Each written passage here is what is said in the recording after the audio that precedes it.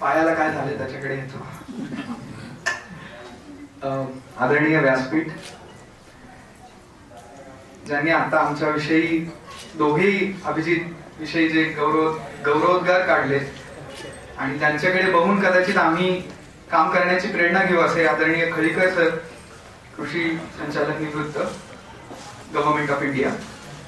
आणि नेहमी Google maps वरती एखादं लोकेशन टाकलं, सपोज रिसर्च केलं की बँगलोरला जायचं, तर गाडीचा, टू व्हीलरचा, ट्रेनचा रस्ता दाखवणं ठीक आहे, पण मला कळायचं नाही गुगल मॅप्स नेहमी पायी रस्ता का दाखवतं. बेंगलोर पर्यंत पायी कोण जाणार आहे सर. मी आज गुगलची आणि तुमची माफी मागतो आदरणीय दाते सर, यांनी पुणे ते बेंगलोर बऱ्याचदा प्रवास केलाय आणि इनफॅक्ट पूर्ण पृथ्वीच्या सर्कम्फरन्सला दोन वेळा होतील इतके किलोमीटर्स सरांनी चालत काढलेले. खरोखर sir, apart from you Bing industrialist, as a fitness influencer आम्ही तुमच्याकडे बघू भविष्यात येत्या काळामध्ये. आणि नक्की स्वतःच्या पद्धतीचं आम्हीच नाही तर आम्ही सगळे तेवढंच. जस्ट एक गोष्ट म्हणजे सर हे 60+, मी त्यांना ते चालायला म्हटलं की सर तुम्ही वाटत नाही 60+. आदरणीय व्यासपीठ आणि नालंदा ऑर्गनायझेशनचे सर्व श्रीकांत सर, सगळ्यात आधी तर त्यांचं खूप आभार मानेन मी की आम्हाला इथे बोलवलं. कारण I would say it's a very strategic move Shrikant sir. कारण आतापर्यंत बरेच सत्कार झाले, मी आणि अभिजित आम्ही बरेच सत्कार अटेंड केले, त्यातले बरेच आम्ही अटेंड केले नाहीत का, कारण त्या सत्कारांना एक सोन्याचा गवगवा सोडून काहीच नव्हतं. अधिकारी येणार, ते सत्कार घेणार आणि जाणार. पण आम्ही दोघे बॅकस्टेजला बोलत होतो की एक असा ऑडियन्स मिळणं की ज्याच्या सोबत आम्हाला काम करायचंय, ज्यांच्याकडून आम्हाला शिकायचंय आणि त्यांच्या पुढच्या पिढ्यांना घडवायचंय, म्हणून आम्ही आवर्जून हा कार्यक्रम अटेंड केला. आणि तुम्ही सगळे आला आहात आम्हाला मार्गदर्शन करायला, त्याबद्दल आम्हाला तुम्ही शुभेच्छा द्यायला, आशीर्वाद द्यायला आला आहात, त्याबद्दल तुमचेही आभार. हा सत्कार थोडासा वेगळा आहे, कारण मला असं वाटतं की हा सत्कार आम्हाला आमच्या रूट्स ची जाणीव करून देतो, आम्ही कुठून आलो आहोत. म्हणजे माझ्याविषयी सांगायचं झालं तर पारनेर तालुक्यामध्ये एक पळसपूर गाव आहे, तुम्ही ऐकून असाल, आणे, बेल्हे, आळेफाटा, नारायणगावकडे, जे की गुगल मॅप्स वरती सुद्धा अजून नाही. तर अशा छोट्याशा गावामधनं माझं मूळ गाव ते आहे. आजोबा जरी शाळेमध्ये शिक्षक होते, पण त्या काळचा पगार फारच तोडका असल्यामुळे तसं आमचा मेन उद्योग म्हणजे शेतीच. त्यामुळे सुरुवातीला वडील माझे इथे बसलेले, त्यांनी सुद्धा खरं तर शेतीचंच बॅकग्राऊंड आमचं, हे असं सगळं आमचे रूट्स. आणि आई मला लहानपणापासून म्हणायची की अभिजित तू कितीही यशस्वी हो, कितीही मोठा हो, तुझे पाय नेहमी जमिनीवर ठेव. तर जमिनीवर म्हणजे नेमकं कुठं ते मला आज कळलं. जमिनीवर म्हणजे गावात. वडील माझे नेहमी म्हणतात की UPSC MPSC सारख्या परीक्षांमध्ये गावाकडच्या विद्यार्थ्यांनी एवढं यश मिळवण्याचं कारण काय. तर त्यावर ते म्हणतात की गावाकडच्या विद्यार्थ्यांना गावाकडचे संघर्ष माहिती असतात, त्यांना गावाकडच्या प्रॉब्लेम्सची, स्ट्रगल्सची, इश्यूजची जाणीव असते.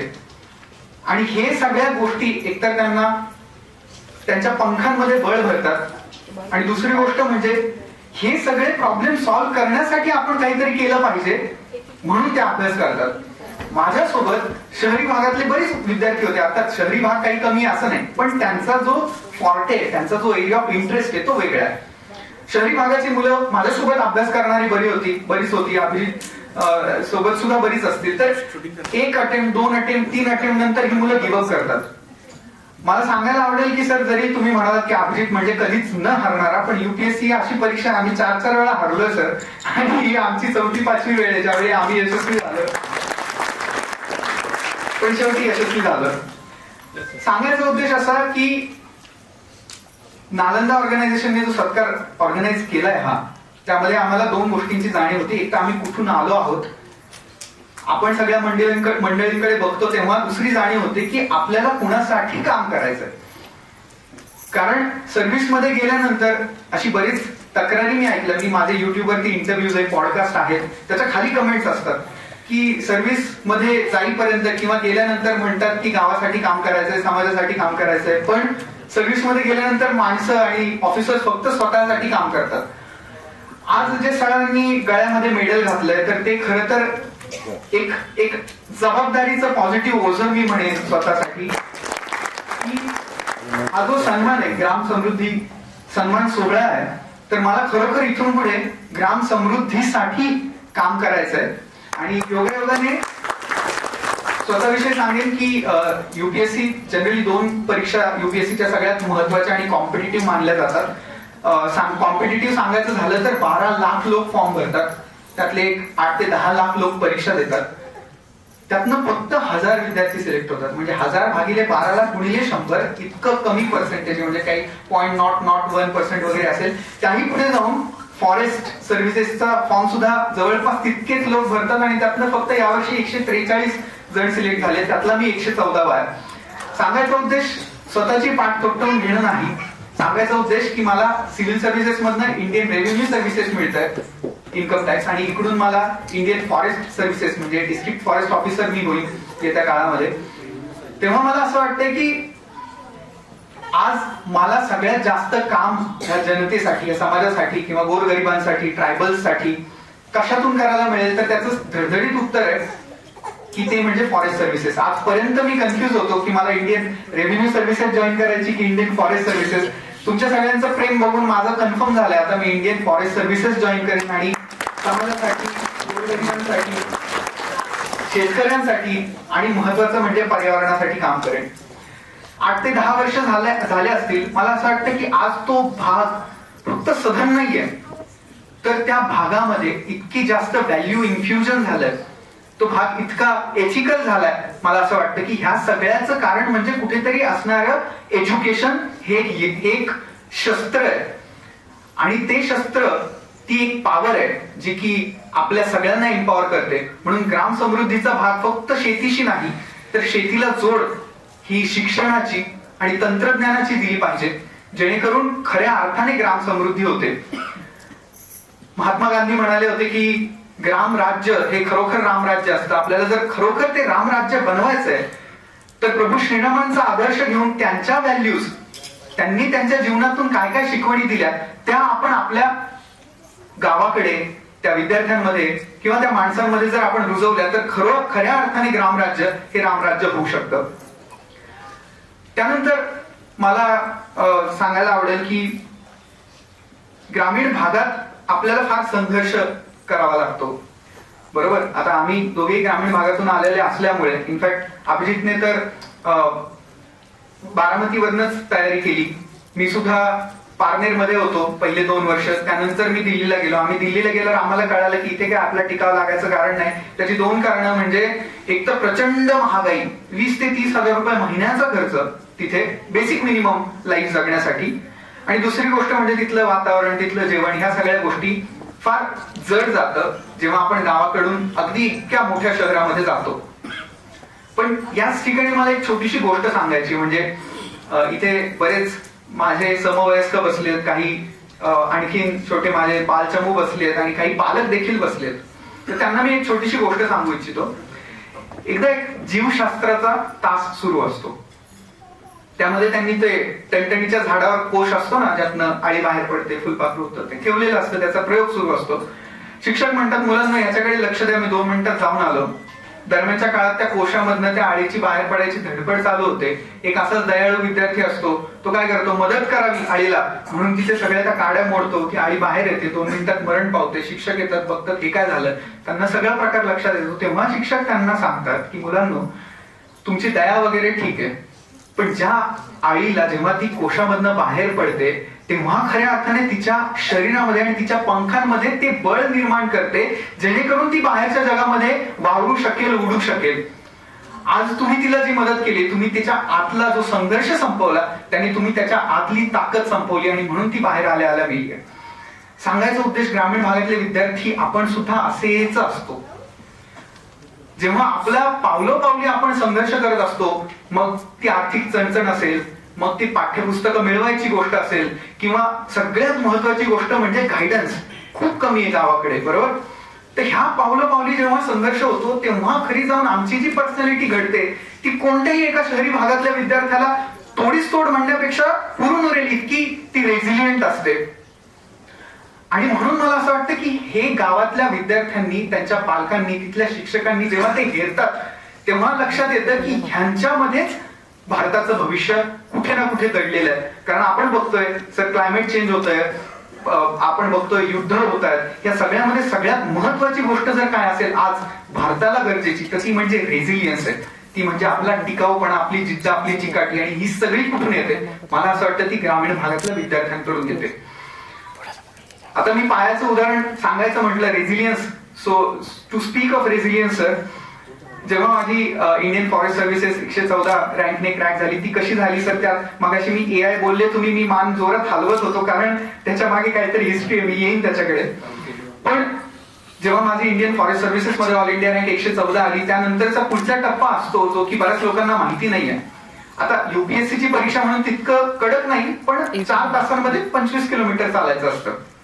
तर ती परीक्षा दिल्लीला असते, नॅशनल झूलॉजिकल पार्क दिल्ली इथे असते. म्हणून मी दिल्लीत गेलो आणि असं अचानकच 25 किलोमीटर चालून काहीतरी वेडवाकडं करून घ्यायला नको म्हणून आधी आठवडा 2 आठवडे प्रॅक्टिस सुरू केली, चालायला पळायला लागलो. माझी ती जी परीक्षा होती ती 28 ला होती, फिजिकल टेस्ट 28 ला होती. 25च्या रात्री पळताना पाऊस पडला होता दिल्लीमध्ये, पाय सटकला आणि पाय मुरगळला आणि मला फ्रॅक्चर झालं, पायाला फ्रॅक्चर झालं. आता दुसऱ्या तिसऱ्या दिवशी आधी तर असं वाटलं की फक्त पाय मुरगळलाय म्हणून मी काही लक्ष दिलं नाही, पण 2-3 दिवस ओसरेनाच म्हणून एक्सरे काढायला गेलो. तर ते नावाजलेले डॉक्टर त्यांनी सांगितलं की अभिजित, तुला this is a hairline fracture in 5th metatarsal, तू नाही करू शकत हे अटेम्प्ट. आणि त्यावेळी इतकं वाईट वाटलं, म्हटलं इतके प्रयत्न करून 4-4 वर्ष ओतून जीव घासून जीव लावून अभ्यास केला होता आणि आता ते स्वप्न जेव्हा समोर आहे, म्हणजे ती रँक पण आली आहे, पण रँक नंतरची एक छोटीशी टेस्ट आहे आणि ती जर माझ्यासाठी क्वालिफाय न होऊन जर माझी रँक जाणार असेल तर मला प्रचंड वाईट वाटलं. अशा वेळी कदाचित एखाद्या शहरी भागातल्या मुलाने, म्हणजे not to speak bad of them, but because they have always been enabled by some other external factors, that inner motivation is lacking in them म्हणून सांगतोय. तर एखाद्या विद्यार्थ्याने कदाचित गिव्हअप केलं असतं, ठीक आहे म्हणाला असतं, आता कायच करू शकतो, फ्रॅक्चरच झालंय, नाही चालू शकणार, मग आता माझी काय चुकी याच्यामध्ये, बरोबर? मी डॉक्टरांनी मला एवढं सांगितलं की अभिजित, तू चाललास तर परमनंट डॅमेज होऊ शकतं, चालू नकोस. मी म्हणलं सर, मला काहीही झालं तरी मला जायचं, तुम्ही मला हे सांगू नका की तू जाऊ नको, तुम्ही मला हे सांगा की मला जायचंय तर मी तिथे जायच्या आधी काय काळजी घेतली पाहिजे आणि आल्यानंतर माझी रिकव्हरी झाली पाहिजे म्हणून काय काळजी घेतली पाहिजे. तर डॉक्टर जवळपास मला अर्धा तास त्यांनी वेळ दिला आणि ते मला कन्व्हिन्स करत होते की नाही Abhijit, this is not doable, don't do it please. This is like medical science, medical ethics नुसार मी तुला सजेस्ट करतोय की तू हे करू नकोस, कारण मी माझ्या पेशंटला चुकीचे सल्ले देऊ शकत नाही. पण माझा हेका आणि माझी जिद्द खरं तर बघून ते म्हणाले ठीक आहे अभिजित, लेट्स ट्राय. तर त्यांनी मला त्या दिवशी पासनं पेन किलर सुरू केल्या. म्हणजे लिटरली मी एक्सरे काढला आदल्या दिवशी, 28 ला माझी परीक्षा होती, 27 ला एक्सरे काढला. त्या दिवशीपासून दुपारी मी होतो त्यांच्याकडे, 3 वाजता जेवण केलं नव्हतं कारण आदल्या दिवशी मेडिकल टेस्ट असते, ब्लड टेस्ट वगैरे होतात, त्यामध्ये जेवण केलं नव्हतं. त्यांनी तिथे बसवलं, मला जेवू घातलं आणि मला गोळ्या दिल्या, अभिजित ह्या 4 पेन किलर्स खा आजपासून, आत्तापासून, आत्ता एकदा, संध्याकाळी, रात्री, उद्या सकाळी जायच्या आधी ह्या पेन किलर खायच्या. काही 1-2 स्टेरॉइडच्या पण गोळ्या दिल्या जेणेकरून तुला कळणार नाही की पायामध्ये त्रास होतोय. आणि एनर्जी ड्रिंक्स घे, ह्या सगळ्या गोष्टी घे आणि हा स्प्रे आहे हा कंटिन्यू मारत राहा. चालताना त्रास झाला तर कृपया थांब, कारण पायाचं वाकडं काहीतरी वाईट करून घेशील तू. म्हटलं ठीक आहे सर, जायचं तर आहे. त्या दिवशी सकाळी 4 वाजताचं रिपोर्टिंग टाइम असतो, पहाटे 4 वाजता 5 वाजता टेस्ट सुरू होते. तिथे गेलो, तिथे पोहोचलो, तिथे एक डॉक्टरांची टीम असते जी की प्रत्येकांना जर काही इश्यू झाला त्या 25 किलोमीटर 4 तासामध्ये तर तेथे एक अँब्युलन्स आणि डॉक्टर्स उपलब्ध असतात. तर त्यांनी सुद्धा मला सांगितलं जायच्या आधी की अभिजित, हा तुझा एक्सरे, मी एक्सरे दाखवला त्यांना, हा एक्सरे आहे म्हणे, कशाला वेडेपणा करतोय, तुला 2 महिन्याने पुन्हा चान्स मिळेल. म्हटलं सर, मिळेल नाही मिळेल मला माहिती नाही, आजचा दिवस आहे माझ्याकडे आणि मला आज पळायचं. अभिजित, जे काही होईल त्याची जबाबदारी तुझी. म्हटलं ठीक आहे सर, हरकत नाही. पळायला चालू केलं आणि कुठेतरी धास्ती होती की काय होईल, पण समोर पोस्ट दिसत होती. तो रेझिलियन्स मी तुम्हाला सांगितलं ना, ती जी आळी होती, तिची बाहेर येण्याची जी तडफड, ती जी आम्ही लहानपणापासून करत आलोय, असं नाही की आता सुरू केली, जी लहानपणापासून पावलं पावली आमची तडफड होती. प्रत्येक गोष्ट मिळवण्यासाठी जे आम्हाला संघर्ष करावा लागत होता, झटावं लागत होतं, त्या संघर्षाने माझ्या कदाचित पायांमध्ये बळ भरलं असावं. 3 तास आणि 50 मिनिटांमध्ये मी ती टेस्ट कंप्लीट केली. टेस्ट कंप्लीट केली आणि इनफॅक्ट शेवटचे 3-4 राऊंड मी एक्सरे घेऊन धावत होतो की नाही, हे जरी असेल तरी माझी जिद्द ह्या एक्सरे मधल्या फ्रॅक्चर पेक्षा मोठी आहे आणि मी धावणार. टेस्ट कंप्लीट झाली, फायनल लॅब घेतला. तिथला प्रत्येक जण मला चिअरअप करत होता, कारण त्यांनी परिस्थिती पाहिली होती. लगडत चालत होतो, जमेल तसं पळत होतो. तिथे पोहोचलो, फायनल लाईन पार केली आणि ते नॅशनल, मला तिथे एक माणूस आला आणि त्यांनी म्हणाला, अभिजीत आप मिसाल बन गए हो. कल जो बैच आएगी या परसों जो बैच आएगी, अगर उनमें से किसी का भी नहीं होता है तो मैं उनको आपका एग्जाम्पल दूंगा. अभिजीत, मुझे आपके साथ एक फोटो खींचनी है. Yes sir please. फोटो वगैरे काढला. नंतर मला कळलं ते नॅशनल झूलॉजिकल पार्कचे डायरेक्टर होते, त्यांनी माझ्यासोबत फोटो काढला. मला लागल्यासारखं झालं. मी परत जाऊन त्यांना सॉरी म्हणतो की सॉरी सर, मला माहिती नव्हतं तुम्ही एवढ्या मोठ्या हुद्द्यावर आहात. तर सांगायचा उद्देश हा की ग्रामीण भागातल्या विद्यार्थ्यांमध्ये म्हणा किंवा ज्यांनी पावलोपावली संघर्ष केला त्यांच्यामध्ये इतकी ताकद असते की कुठल्याही फ्रॅक्चर पेक्षा आणि कुठल्याही मोडक्या तोडक्या इंग्लिश पेक्षा, मोडक्या तोडक्या अभ्यासापेक्षा ते मोठे असतात. का? कारण ते मोडकं तोडकं सगळं सुरळीत करण्याची ताकद त्यांच्यामध्ये असते. त्यांच्या पंखांमध्ये तितकी ताकद असते. जाता जाता मी थोडस डिग्निटरीशी बोलेन आणि इथे जे पण वयस्कर आहेत, माझे वडीलधारी माणसं आहेत, त्यांच्याशी 2 शब्द बोलेन की आता जेव्हा मी DFO होईन तेव्हा माझ्याकडे त्रिशूल पॉवर असेल. त्रिशूल पॉवर मी कशाला म्हणतो? एक असते प्लॅनिंग पॉवर, एक असते पोलिसिंग पॉवर आणि एक असते पीपल पॉवर. प्लॅनिंग पॉवर मध्ये जसं तुम्ही म्हणाल जॉईंट फॉरेस्ट मॅनेजमेंट कमिटीज असतात, सेल्फ हेल्प ग्रुप्स ज्याला आपण वनधन विकास केंद्र ज्याला आपण म्हणतो ते असतात, किंवा बाकीही अनेक प्लॅनिंग मध्ये गोष्टी असतात ज्या मी इम्प्लिमेंट करू शकतो. आय मेक शुअर की every marginalised section of the society, प्रत्येक बॅकवर्ड सेक्शन ऑफ सोसायटीला माझ्या परीने मी एम्पॉवर करण्याचा प्रयत्न करेन through this planning power, policing power and people power. आणि पीपल पॉवर साठी मी नक्की सांगेन की ग्रामीण भागातल्या विद्यार्थ्यांना आज सुद्धा UPSC करताना बरीच अडचण येते. कदाचित आमच्या दोघांना इतके अटेम्प्ट लागले नसते जर आम्हाला बोटाला धरून सांगणारं कोणी असतं की अभिजित, तुम्ही जे हे करताय हे चुकीचं आहे बाबा, हे नको करू, तू एक काम कर, हे पुस्तक वाच त्याच्याऐवजी, किंवा तू जे हे करतोय हे करत राहा, हे बरोबर दिशेने चाललंय. या सगळ्या गोष्टी आम्हाला पडून झडून शिकून आम्हाला त्या कळालेल्या आहेत. आणि नाव that we are on the this side of river, we would really like की त्या बाजूला जी पण काही आपल्या भागातली मुलं आहेत, महाराष्ट्राची मुलं आहेत, ज्यांचं की खरंच खूप जास्त ती रिझिलियंट आहेत, जिद्दी आहेत, चिकाटी आहेत आणि त्यांना UPSC करायची किंवा MPSC करायची, तर आमच्या परीने इथे जमलेला मी प्रत्येकाला आश्वासन देतो की प्रत्येकाला हँड होल्डिंग गायडन्स करण्याचं आश्वासन मी सगळ्यांना देतो. मला असं वाटतं की ते मी काम करायला हवं, ती माझी एक जबाबदारी आहे. आणि आजचा हा पुरस्कार स्वीकारल्यानंतर तर मला असं वाटतं ती खरंच माझी खूप मोठी जबाबदारी आहे की to give back to the society, ज्याला आपण म्हणतो, ज्या समाजासाठी आपण काम केलं त्याला पुन्हा काहीतरी देणं. म्हणजे इनफॅक्ट माझी भरपूरशी स्टोरी आहे, ती सांगून मी शेवट करेन. माझा प्रवास असा होता की I have always been academically brilliant child. मला 10वी मध्ये चांगले मार्क होते, 12वी मध्ये मला चांगले मार्क होते आणि त्यामुळे मला कॉलेज ऑफ इंजिनिअरिंग पुणे इथे मला बीटेक मेकॅनिकलला ऍडमिशन मिळालं. आणि हे सगळं पारनेर मधून आणि शिरूर मधून शिक्षण झालं, असं नाही की पुण्याला होतो मी. तर बीटेक मेकॅनिकलला ऍडमिशन झालं. 4थ्या वर्षाला चांगली प्लेसमेंट होती, लाईक म्हणजे 10 लाखांच्या आसपास माझं पॅकेज दिलंय मला त्या कंपनीने. It was a MNC, very good company. आणि मला असं वाटलं की आता झालं, सेटल झालं, चांगलं पॅकेज मिळालंय, येत्या काळात भरपूर पॅकेज वाढेल आणि मग आपण इथे रमून जाऊ. तिथे गेलो मी आणि मला तिथे जाणवलं की माझी ही सगळी जी हुशारी आहे किंवा माझी ही सगळी जी तळमळ आहे समाजासाठी काहीतरी करायचंय, की काहीच इथे कामाला येत नाहीये.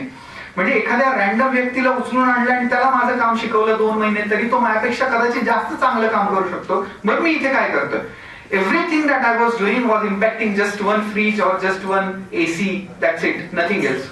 त्यावेळी मी ठरवलं की काहीतरी थोडं इथे वेगळं करून बघूयात.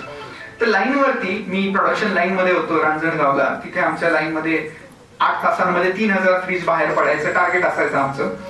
तर त्या फ्रीजच्या लाईन वरती असे वर्कर्स काम करत असतात. कोणाचं काम असतं नटबोल्ट टाईट करणं, पार्ट फिट करणं, रेफ्रिजरेटरला पार्ट आणून देणं आणि मग तो फिट करतो.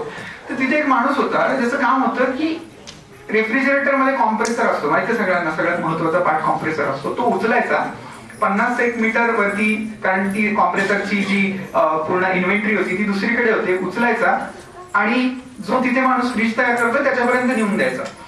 आता तुम्हाला मी जेव्हा हे काम सांगतो तुम्हाला सोपं वाटतंय, पण मी तुम्हाला जस्ट एक गोष्ट सांगतो की एक माणूस 8 तासांमध्ये 3000 वेळा 3 किलोची गोष्ट उचलतो, ती 50-60 मीटर घेऊन जातो, त्याला देतो, मागे येतो, पुन्हा असं 2999 वेळा करतो 8 तासांमध्ये. Then it becomes a big deal. आपल्याला घरी आईने जर पाण्याचा ग्लास मागितला आणि म्हणाली की अजून एक आणून दे, तरी आपण त्रासतो. 3000 वेळा तुम्ही विचार करा 3 किलोची गोष्ट. तेव्हा मला लक्षात आलं की अरे माझं ज्ञान कुठेतरी इथं मी वापरू शकतो. मी साधी गोष्ट केली, 2 मोटर फिट केल्या, त्यांच्यामध्ये एक कन्व्हेअर बेल्ट लावला, त्याला म्हटलं फक्त उचलायचं नाही, तुझ्या लेवलला मी आणून देतो, उचलून फक्त त्या कन्व्हेअर बेल्टवर ठेवायचं, तो त्याच्यापर्यंत पोहोचणार, तुला चालायची गरज नाही. त्या माणसाच्या डोळ्यांमध्ये मी जी माझ्याविषयी कृतज्ञता पाहिली. मी तर फार छोटं काम केलं होतं बरोबर, पण त्याचं ते काम इतकं वाचलं होतं. कारण तो मला सांगतो, सर मैं जब घर जाता था मुझे दारू पीने के अलावा कुछ बचता ही नहीं था, क्योंकि मेरी पीठ इतनी दर्द करती थी, मैं बहुत कुछ कर लिया था, बट बिकॉज आपने जो भी ये किया है, कल से मैं दारू छोड़ दूंगा सर. मला इतकं छान वाटलं. म्हटलं इतकी छोटी गोष्ट जी माझ्यासाठी एवढी छोटी होती, एक साधा बेल्ट लावणं, मोटर लावणं, त्यासाठी फार खर्च पण आला नव्हता, तर मी एका माणसासाठी इतकं केलं, त्याला इतकी कृतज्ञता वाटली, त्याचं पूर्ण आयुष्य बदललंय. त्याचंच नाही, दारू बंद केली, त्याच्या बायकोचं बदललंय, त्याच्या मुलाबाळांचं आयुष्य बदललंय. आणि एका छोट्या माझ्या कृतीने जर एवढा मोठा बदल होतोय, तर कदाचित मला ह्याच्यापेक्षा मोठं काहीतरी बघितलं पाहिजे, ज्याने की मी ऍक्च्युअल मध्ये एका माणसासाठी नाही तर पूर्ण हजारो माणसांसाठी, शेकडो माणसांसाठी एका वेळी काहीतरी करू शकतो. तेव्हा मी ठरवलं होतं की युपीएससी करायची. का ते माहिती नाही, फक्त एवढं होतं की हा ही काहीतरी परीक्षा ही केली ना की समाजासाठी काहीतरी छान करता येतं. म्हणजे इनफॅक्ट एचआर ला जेव्हा मी माझं रेजिग्नेशन द्यायला गेलो, सर एचआर मला म्हणाले की अभिजित तुला कळतंय का तू काय करतो? म्हटलं येस सर. म्हणजे आम्ही जेवढं तुला पगार देतो तेवढा कमवायला तुला 10 वर्ष लागतील तिकडे. म्हटलं सर पगार आणि पाणी एवढं सगळं नसतं, समाधान सुद्धा एक काहीतरी गोष्ट असते आणि मला ती हवी आहे. आणि जॉब सोडला. त्यावेळी काही माहिती नव्हतं युपीएससीचा, यू सुद्धा फार काही परिचित नव्हता, पण तेच आधीपासून जे सगळा संघर्ष करत आलो होतो, एवढं मात्र माहिती होतं की आपल्याला जे पाहिजे ते येन प्रकारे ना आम्ही मिळवतो, कारण आमच्यामध्ये तेवढी पंखांमध्ये ताकद असते. शेवटी जाता जाता आम्ही एवढं सांगेन, एक छोटासा वेगळा भागाविषयीला टच करेन, बिकॉज आपण सगळे गावाकडचे लोक आहोत बऱ्यापैकी, आणि शहरी लोक असतील तर अजून चांगली गोष्ट आहे. एक खंत मला कायम होती युपीएससी करताना म्हणा किंवा लहानपणापासून, ती मी व्यक्त करेन. आपण गावाकडच्या कल्चरचा कायम आपण लाजरे गुजरे असतो. ह्या असं का हे मला कधीच कळत नाही. म्हणजे काय, आज सुद्धा मी जो हा मोदी जॅकेट किंवा नेहरू जॅकेट तुम्हाला म्हणायचं तर तो घातलाय, शर्ट घातलाय आणि खाली जीन्स ट्राउझर पॅन्ट घातली जी काही येते. गावाकडे मी बघतो, गावाकडे असतं बंडी असते, धोतर असतं, वरती टोपी असते बरोबर, आणि मला दिसतंय की ते लुप्त होत चाललंय. शहरी भागामध्ये जेव्हा आपण असं काही बघतो तेव्हा आपण कदाचित काही असमंजस लोक त्याला हसतात की अरे हे काय घातलंय. मला असं वाटतं की ही कुठेतरी एक तरुण पिढी म्हणून आमची जबाबदारी आहे की ह्याला लाज लज्जा न बाळगता ह्याला एक अभिमान म्हणून जगासमोर आणलं पाहिजे, शहरी भागामध्ये आणलं पाहिजे, दिल्लीमध्ये आणलं पाहिजे. कारण आपली जी ओळख आहे, जर तुम्ही बंडी धोतर घातलेला, टोपी घातलेला माणूस कोणत्याही नॉर्थ इंडियनला दाखवणार तरी त्याला कळतं की हा महाराष्ट्रीयन आहे. मग एवढी जर ओळख आपली ह्या गोष्टीने असेल तर त्याविषयी लाज का बाळगायची. म्हणून मी आज सुद्धा इथे संकल्प करतो की ज्या ज्या गोष्टी गावाकडे आम्ही करतो, ज्या ज्या गोष्टी कदाचित आम्ही शहरी भागात करायला लाजतो, त्या सगळ्या मी करेन. आणि जर शक्य असेल तर मी नक्की माझ्या रोजच्या जीवनामध्ये धोतर वापरेन. कारण मला असं वाटतं ही एक मोठी गोष्ट नाही, पण ती एक सिम्बॉलिक गोष्ट आहे, ती दाखवते की मला माझ्या गावच्या कलांचा, मला माझ्या गावच्या कस्टम्सचा, रिच्युअल्सचा, तिथल्या पूर्ण संस्कृतीचा अभिमान आहे. जाता जाता फक्त कदाचित मी फार बोललो असेल त्याबद्दल माफी मागतो, पण मला असं वाटतं की मी घरी बसलोय आणि घरच्यांसोबत गप्पा मारतोय म्हणून कदाचित जास्त बोललो असेल. पण जाता जाता एवढंच एक संकल्प आणखीन एक, की सरांनी जसं सांगितलं की आर्टिफिशियल इंटेलिजन्स नावाची एक टेक्नॉलॉजी आहे. मला असं वाटतं it's a revolutionary technology, it's a very very very empowering technology. का, माझं युपीएससी मध्ये तुम्ही बघताय की एका वेळी 2 परीक्षा मी पास झालोय. फार तर फार भारतामध्ये 8 ते 10 लोक असतील की एकाच वेळी युपीएससीच्या ह्या 2 सगळ्यात अवघड परीक्षा ज्यांच्यामध्ये फक्त 1000 आणि फक्त 150 विद्यार्थी सिलेक्ट होतात, तिथे माझं सिलेक्शन झालंय. तर ह्याच्यामध्ये सर सगळ्यात मोठा भाग म्हणजे आर्टिफिशियल इंटेलिजन्स. माझा चॅट जीपीटीचा वापर इस्पेशली मला तुम्हाला थोडंसं आणखीन वेळ घेईन आणि सांगेन, कारण हे खूप खूप खूप जास्त महत्वाचं आहे. म्हणजे using artificial intelligence you can even crack the toughest exam in the world. It's a big deal, isn't it? So थोडासा आणखीन वेळ घेईल सर, प्लीज अलाव मी. तर पहिली परीक्षा आमची असते सिव्हिल सर्व्हिसेस. त्याच्यामध्ये 10 ते 12 लाख लोक फॉर्म भरतात. 12 ते 15 हजार लोक मेन्सला अपियर करतात. प्रिलिम्स, मेन्स, इंटरव्ह्यू अशा 3 स्टेजेस असतात. आणि त्याची परीक्षा आमची संपते ही साधारण सप्टेंबर मध्ये. तिथून पुढे जे लोक 2000 लोक फॉरेस्ट सर्व्हिसेस, प्रिलिम्स कॉमन असते, फॉरेस्ट सर्व्हिसेसच्या मेन्ससाठी सिलेक्ट होतात. पुढे 2 महिने असतात. आता जी सिव्हिल सर्व्हिसेसची मी परीक्षा सांगितली, जिथे 1000 लोक सिलेक्ट होतात, सप्टेंबर मध्ये संपते. पहिल्या दिवशी 3 तास लिहितो आम्ही, जवळपास 25 एक पानं केसेचा पेपर असतो. दुसऱ्या दिवशी GS1 3 तास 50 पानं, GS2 3 तास 50 पानं दुसऱ्या दिवशी. तिसऱ्या दिवशी GS3 50 पानं 3 तास, GS4 50 पानं 3 तास लिहितोय आम्ही. मध्ये 5 दिवसांची सुट्टी. 6व्या दिवशी मराठी इंग्लिश 3-3 तास. 7व्या दिवशी सोशलॉजी म्हणजे माझा ऑप्शनल पेपर 1 पेपर 2 3-3 तास. एवढं करून आम्ही इतके एक्झॉस्ट झालेलो असतो, कारण आधी ऑलरेडी आम्ही 12-12 तास अभ्यास करतो, 10-10 तास अभ्यास करतो. त्यानंतर एवढं सगळं लिहितो आणि त्यानंतर येते ती फॉरेस्टची परीक्षा. 2 महिन्यामध्ये ब्रेक असतो आणि त्याला असतात पूर्ण 4 नवीन विषय आणि GS जनरल स्टडीज आणि इंग्लिश हे 2 कॉमन विषय. आणि 4 नवीन विषयांचा अभ्यास मला करायचा होता. माझी झाली होती प्रिलिम्स क्रॅक झाली होती. फार 2,000 लोकांची ती प्रिलिम्स क्रॅक होती जवळपास.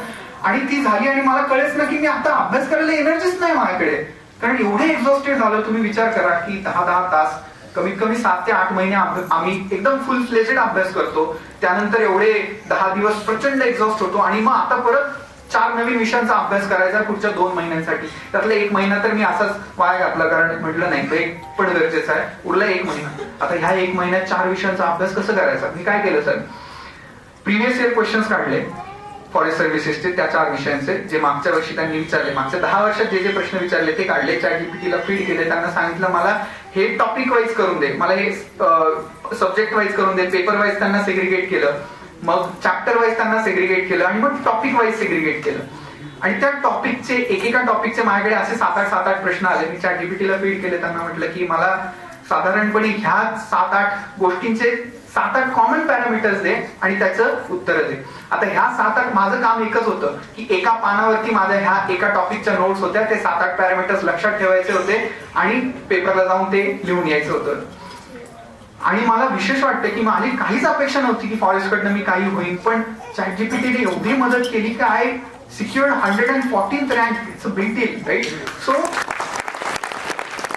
दिस is how tech savvy our generation is. This is how technologically intelligent our generation is. आणि मला असं वाटतं की आज जर आपल्या तिथे बरेच जण शेतकरी बसलेले आहेत, तर फक्त एक ऍग्रिकल्चरल फार्मर्स नाही, तर ऍग्रिकल्चरल फार्मर्स प्लस आंतरप्रनर्स, ज्याला आपण ऍग्रीप्रनर्स म्हणतो, ही व्हायची शक्ती, ताकद ही आमच्या जनरेशन मध्ये आहे. आणि ह्या जनरेशन मध्ये ही ताकद येण्याचं कारण म्हणजे ह्या सगळ्या टेक्नॉलॉजीज आहेत. तर मी पुन्हा एकदा सांगेन की सरांच्या म्हणण्याला दुजोरा देईन, दोन्ही सरांनी जे सांगितलं त्यांचा दुजोरा देईन की technology is very very very important. प्रत्येकाने आपल्या मुलाला ह्या टेक्नॉलॉजीज फीड केल्या पाहिजेत आणि पॉझिटिव्ह त्यातनं आउटकम्स घेतले पाहिजेत, जेणेकरून आजचा भारत 2047 साली आपण एक प्रगत भारताचं स्वप्न बघतोय सर. आणि मला असं वाटतं ह्या सगळ्या प्रगत भारताची सुरुवात ही ग्राम समृद्धीपासून आहे, कारण ग्राम समृद्ध असेल तर देश समृद्ध असेल.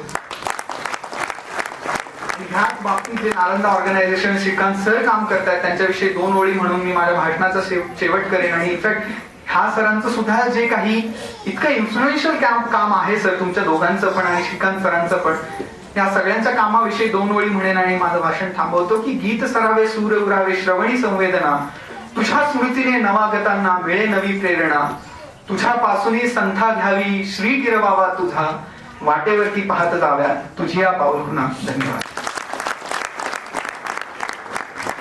खूप खूप धन्यवाद अभिनय सर. एकदा जोरात टाळ्या पाहिजेत अभिनय सरांसाठी. अजून जोरात टाळ्या पाहिजेत की अतिशय प्रेरणात्मक विचार सर आपण या ठिकाणी आम्हाला दिले. सगळेजण सतत ऐकत होते. एक शब्द आज सरांनी अभिजित या नावाचा अर्थ सांगितला, पण तो कळालाच होता सर.